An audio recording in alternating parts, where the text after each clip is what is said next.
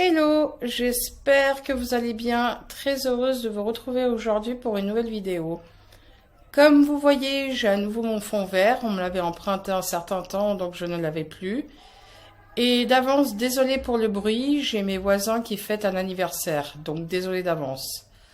Alors aujourd'hui, pour la vidéo, nous allons partir en Écosse et je vais vous parler d'une affaire paranormale, enfin un petit peu paranormale, qui concerne Peter Gibbs. Alors, installez-vous bien et c'est parti.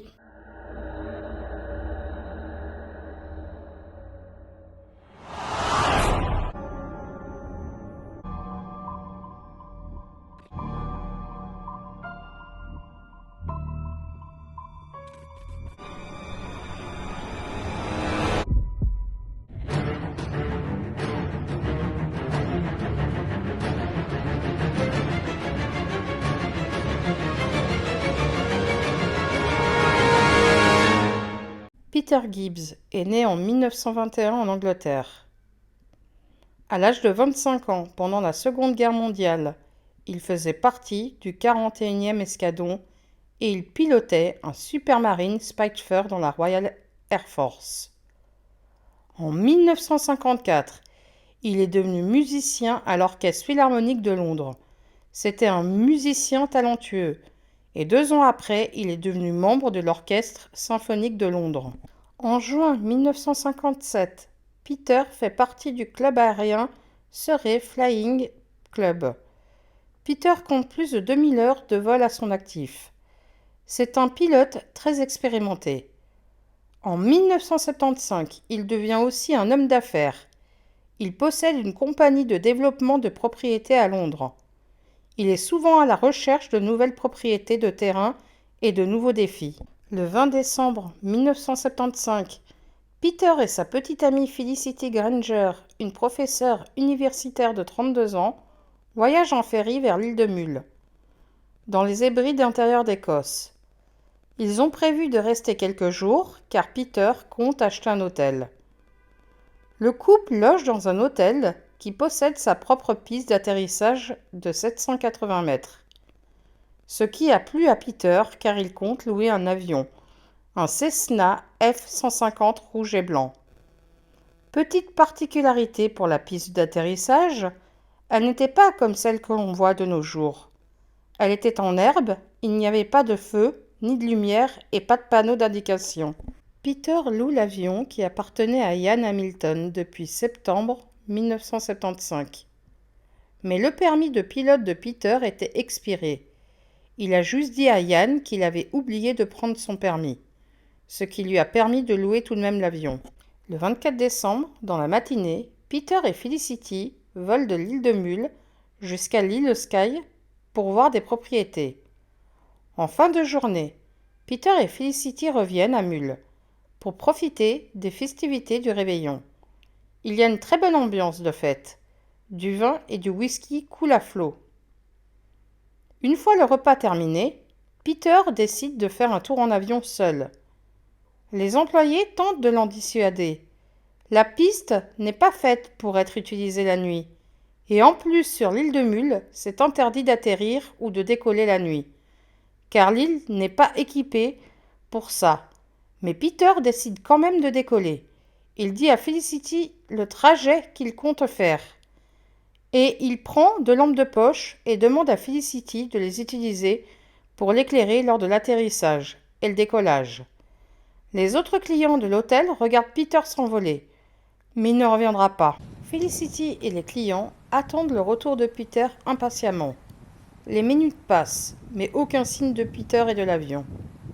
Tout le monde commence à s'inquiéter et à s'imaginer le pire. Car depuis le décollage, la météo a changé. Le ciel s'est couvert et la grêle est tombée. À 22 heures, David Hewitt est inquiet. Il se demande si Peter n'a pas eu un accident. Il prend alors sa voiture pour partir à la recherche de Peter. Il fait alors le tour de l'île et regarde même dans l'océan, mais aucun signe de Peter et de son avion. Le lendemain, des recherches sont lancées sur l'île pour retrouver Peter. Les battues durent pendant toutes les vacances de Noël. L'île entière est fouillée de fond en comble. Des plongeurs explorent même dans l'océan, mais sans succès. Peter et son avion restent introuvables.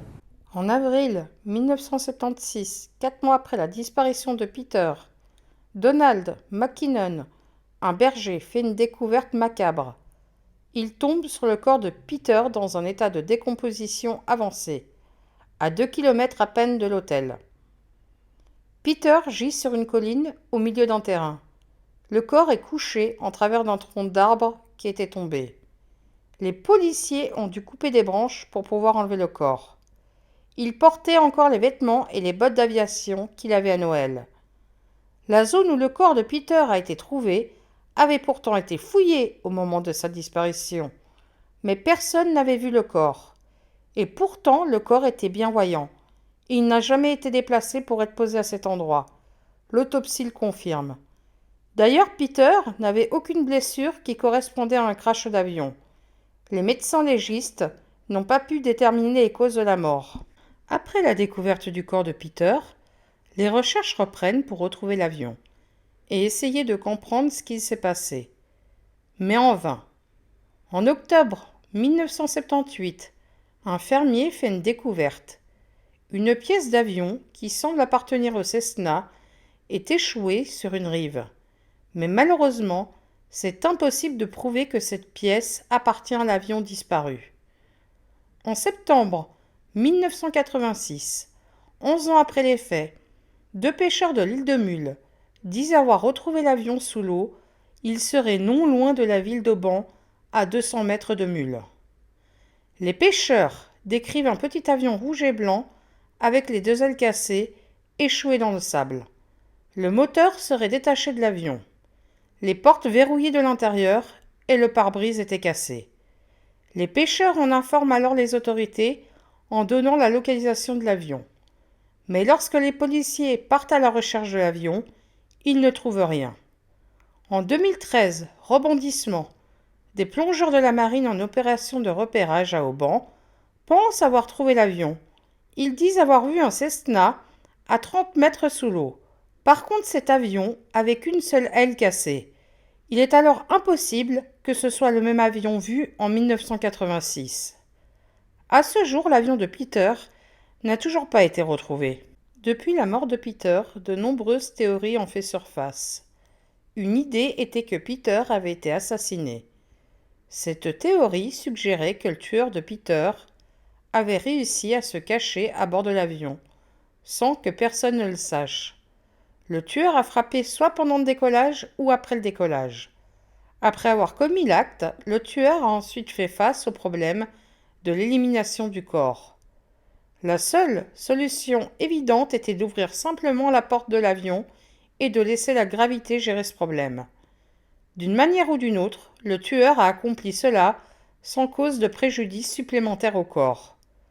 Les habitants qui passaient par la colline manquaient tous le corps. Maintenant, tout ce que le tueur devait faire était d'abandonner l'avion.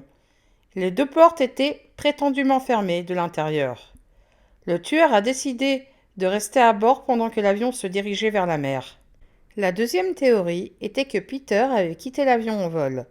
Comme son corps ne montrait aucun signe de traumatisme majeur, certaines personnes croyaient qu'il avait pu vouloir disparaître de son propre chef pour une raison quelconque, et qu'il avait un parachute. Mais cette théorie ne tient pas la route, car aucun parachute n'a été trouvé, et pourquoi Peter serait allé s'allonger sur un tronc d'arbre pour mourir? La théorie la plus plausible était que l'avion a eu un problème technique ou que Peter a perdu de vue la piste d'atterrissage et il a mis en œuvre son plan dans un tel cas qui était de voler aussi bas et lent le plus possible et de sauter. C'est d'ailleurs ce qu'il a dit à sa petite amie juste avant le décollage. Il lui a dit que si tout allait mal, il essaierait de sauter en toute sécurité. À partir du moment où Peter a dit son intention de se faire plaisir, de nombreux mystères ont entouré ce vol.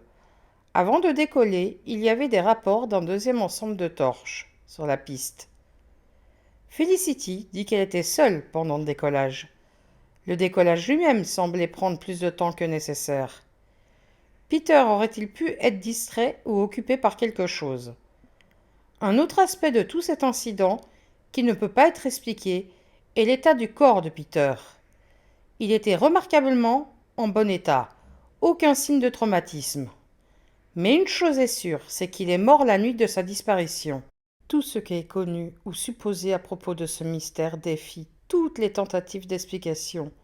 Encore aujourd'hui, 47 ans plus tard, il y a question après question, et pas de vraie réponse. Comment le corps de Peter s'est-il retrouvé sur une colline très fréquentée 4 mois après sa disparition? Était-ce l'avion de Peter que les pêcheurs et les plongeurs de la marine ont trouvé? Et si c'était le cas, comment a-t-il survécu à un impact aussi violent avec à peine une égratignure? Et où était son corps pendant 4 mois? Des questions qui restent encore à ce jour sans réponse. Voilà, cette vidéo arrive à la fin.